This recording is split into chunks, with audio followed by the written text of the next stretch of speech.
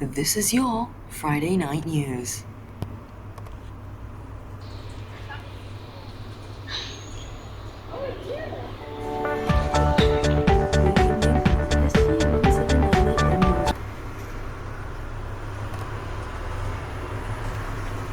Good evening from the SG 1798M newsroom. Today, let's spread some love in the air with your monthly dose of transportation updates. We've got loads of news for you tonight. There have been 3 massive train disruptions throughout the week. Let's go through each of them. Last Friday, the north, south, and east-west lines were disrupted with an additional travel time of up to 20 minutes in the morning. This comes after an engineering vehicle derailed at Bishan Depot in the early morning. The vehicle soon blocked many NSL trains from leaving, having an insufficient fleet for the morning peak hour. Hence, some EWL trains were temporarily used for NSL services, which caused both lines to be delayed as they had lower train frequencies due to the lack of trains. Meanwhile, as MRT engineers and technicians worked to clear the tracks and remove the derailed train. After more than 12 hours, train services resumed as normal during the evening peak hour. On Monday, Northeast Line services were disrupted due to a signaling fault at Bangkok. Before morning peak hour, SBS Transit assumed a 10-minute delay at all stations. On the NEL, at 7 a.m., a 15-minute delay was announced. At 7:15 a.m., a 20 minutes were added to travel time, and finally, at 7:45 a.m., a 30-minute delay was announced. Many passengers heading to work were affected, saying that the journey took more than an hour, and some of them were even late for work. The very next day, the Circle Line was severely disrupted due to a signaling fault as well, causing power trips and the halting of trains in 8 stations. The fault occurred between Paya Lebar and Marymount stations, with a power trip of 5 minutes. However, the central automatic train supervision system was quite slow, affecting train movements. It took 30 minutes for the entire MRT line to return to normal. A software patch has been developed by Alstom to prevent such occurrences. It has been installed on all trains on the CCL last week. Now, in late January, LTA launched a request for proposal, or RFP, to pilot self-driving buses on bus routes. Our correspondent unnamed will tell us more. The program will be conducted under contract PT 832, closing on April 1st, 2025. The contract is expected to be awarded by end 2025. LTA has a few requirements for the buses. Most importantly, it must have at least 16 seats. Others include electric charging, fleet management, and remote operation systems and AV operations. LTA will initiate the pilot program by acquiring 6 self-driving buses, which will run alongside the current driver-operated buses starting in mid-2026 for an initial duration of 3 years. Depending on the pilot's outcomes, LTA might buy up to 14 more autonomous buses to extend the operation to 2 additional bus routes. This gradual strategy enables a thorough assessment of the practicality and dependability of self-driving vehicle technology while prioritizing public safety. The deployment of autonomous buses will begin with Service 400, followed by Service 191. These simpler, shorter routes are part of an existing AV test bed, where trials have been held since 2019. The chosen contractor will work with SBS Transit, the operator of these services, to develop plans for the autonomous buses. The 6 buses will operate with existing manned buses and will follow operational requirements such as safe pickup and drop-off at designated stops. Bus captains will be on board as safety operators during the initial phase. During the deployment, LTA will monitor the buses in real time to evaluate their self-driving performance and ensure compliance with the requirements. The LTA requires extra safety measures, such as requiring all passengers to remain seated and wear seat belts. A customer service officer may also be deployed on board to assist commuters who need help. On Tuesday, a woman who fell on the stairs of a double-decker bus has lost a lawsuit against SBS Transit and the bus captain. Based on the video footage from the bus, it seemed that the woman missed a step, lost her balance, and fell as the bus departed from the bus stop. She confirmed she was fit, robust, and did not need any mobility aid to get to the upper deck of the bus. The judge also noted that she had chosen to go to the upper deck instead of the lower deck, which had vacant seats. Carrying a bag of food in her right hand, she climbed the steps to the upper deck while holding the handrail with her left hand. As she reached the top of the stairs, the bus moved off and she fell. 2 sets of video footage showing many views of the event were tendered in court. The driver explained that he did not have to wait for her to be seated before moving off from the bus stop. He said he did not move off or stop jerkily, and that he had controlled the steering wheel appropriately, despite using just one hand. Lawyers for both sides were unable to point to any local precedents specifically addressing whether a bus driver had to wait for all passengers to be seated before moving off from a stationary position.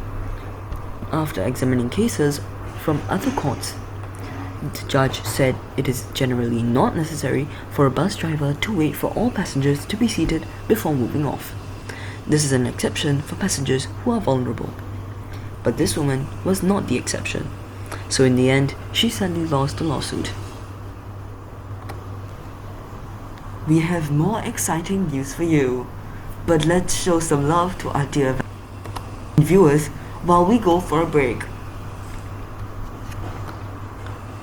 TGIF viewers, let's fill you in on minor updates. First off, let us have a round of applause for our dear idol TIB12340. He just uploaded his final video 2 weeks ago, which will be released in September 2025. He made a video to thank all his subscribers for their support. He also said that most of his viewers are still in secondary school and do not understand how difficult it is for him to keep up with his YouTube channel while having an actual job. Hence, he stated that this kind of content is basically extinct because people have other responsibilities to worry about. Nonetheless, let us give another round of applause to him for his immense dedication to everything he does. Wishing him a wonderful career ahead. Also, new bus stops will be built along Flora Road for services 4 and 5. They will take effect on 23rd February 2025, the day after which will be the introduction of service 871A to supplement 871 in ferrying passengers in Tengah and Bukit Batok and Bukit Gombak. For SG179M Transportations, I am very happy to announce that we have 113 subscribers.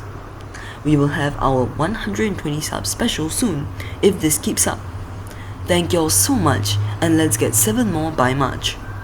Also, I will be releasing a gameplay video collab with Zion 2025 and Irfan Sekai Transport soon, so don't miss out. And we're back from the break. Here is more news tonight. Now, an overhead viaduct spanning across the PIE for the new Jurong Region line has recently been completed. Let us take a look.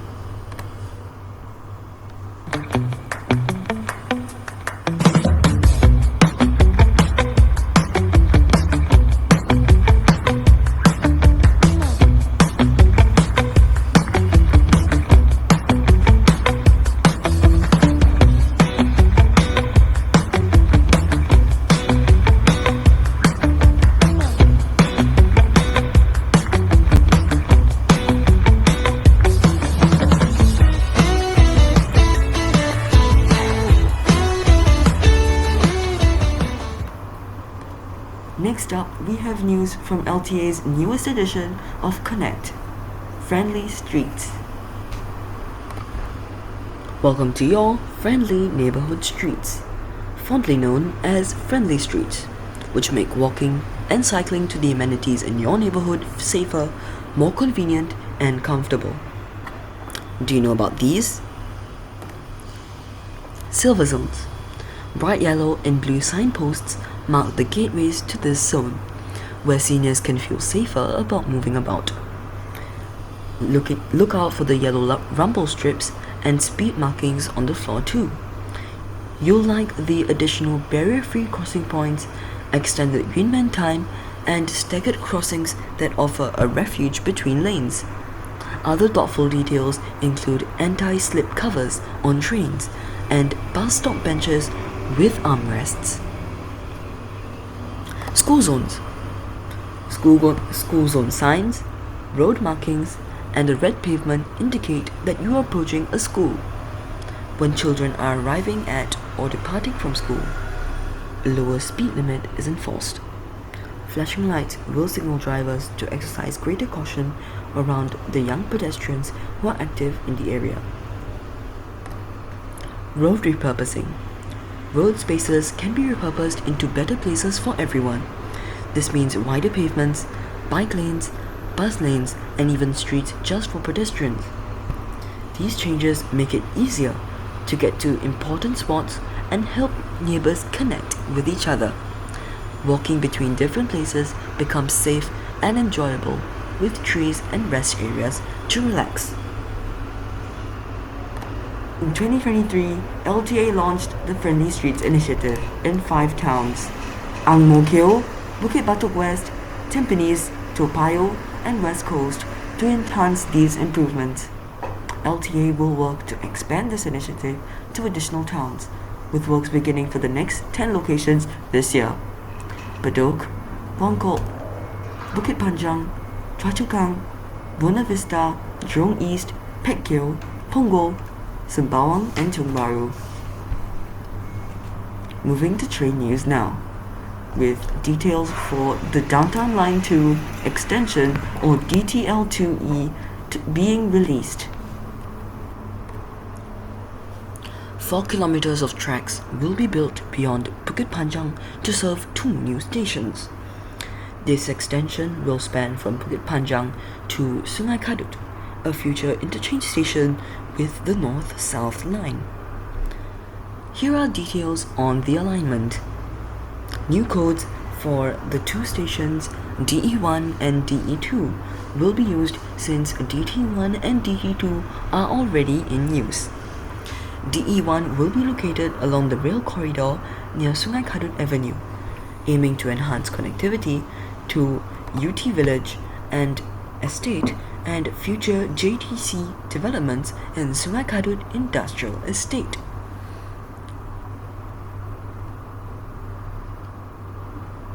DE2 will be located at the junction of Sungai Kadut Central and Street 2, serving the future Sungai Kadut Eco District. This extension will serve as an alternative for the North-South and Thompson East Coast lines to connect the northwestern region to the city center, as well as another interchange with the North-South line, so passengers need not transfer to the Bukit Panjang LRT to continue their journey on the NSL from the DTL. Along with this is an environmental impact study to connect the overhead NSL to Kalibatu MRT depot like the Downtown Line.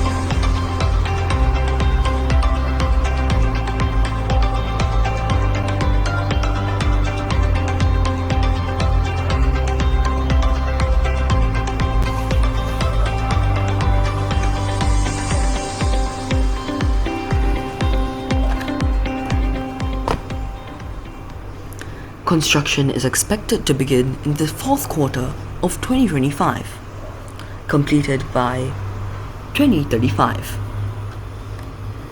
Unnamed, could you explain why there is a 10-year gap to construct merely 2 stations on the DTL?